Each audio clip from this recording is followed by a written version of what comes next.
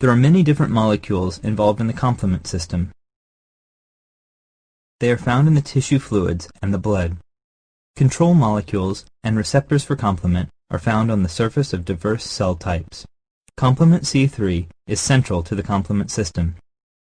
It can become activated either by the classical pathway or the alternative pathway or the lectin pathway. The classical pathway is triggered when antibody binds to the surface of a pathogen such as bacteria and activates C4 and C2. The alternative pathway is triggered by interactions of factors B, D, P, and C3b at the surface of the pathogen. Both classical and alternative pathways generate a C3 convertase, which splits C3 into two fragments, C3a and C3b.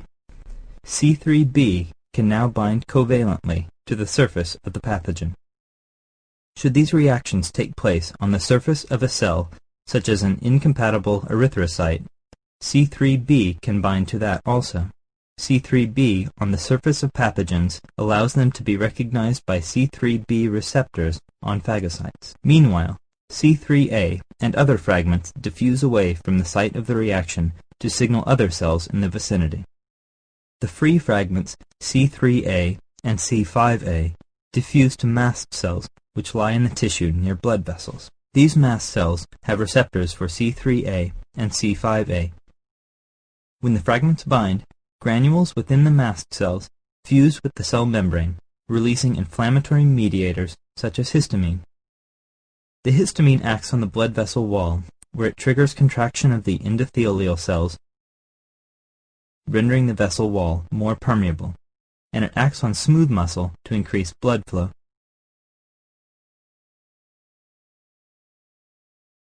Another function of the fragment C5a is one of guidance. As they diffuse from the point of infection, they become more widely dispersed. On encountering the endothelial cells of a blood vessel, they become attached. This triggers macrophages and neutrophils from within the circulatory system to start migration into the tissue. When the macrophage reaches the marked site, it can pass through the endothelial wall and travels towards the site of infection by following the increasing concentration gradient of C5a. When the macrophage reaches the target pathogen, it can recognize it from the C3b and antibody bound to its surface using its receptors for C3b and Fc of immunoglobulin. When the pathogen or antigen becomes attached to the macrophage by these receptors, it initiates the process of phagocytosis. Pseudopodia extend around the pathogen so that it is internalized and ultimately destroyed within the phagocytic cell. The complement molecules are further involved in lysis of cells and gram-negative bacteria.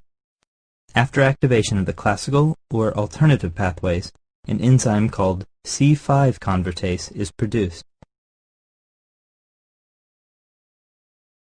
When this encounters C5, it splits into free C5a and C5b.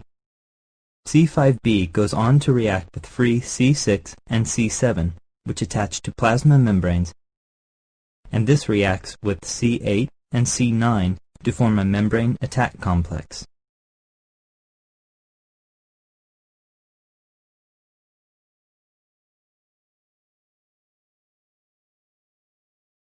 This membrane attack complex is able to perforate the outer membrane of gram-negative bacteria, allowing access for lysozyme and so contributing to bacterial death by lysis.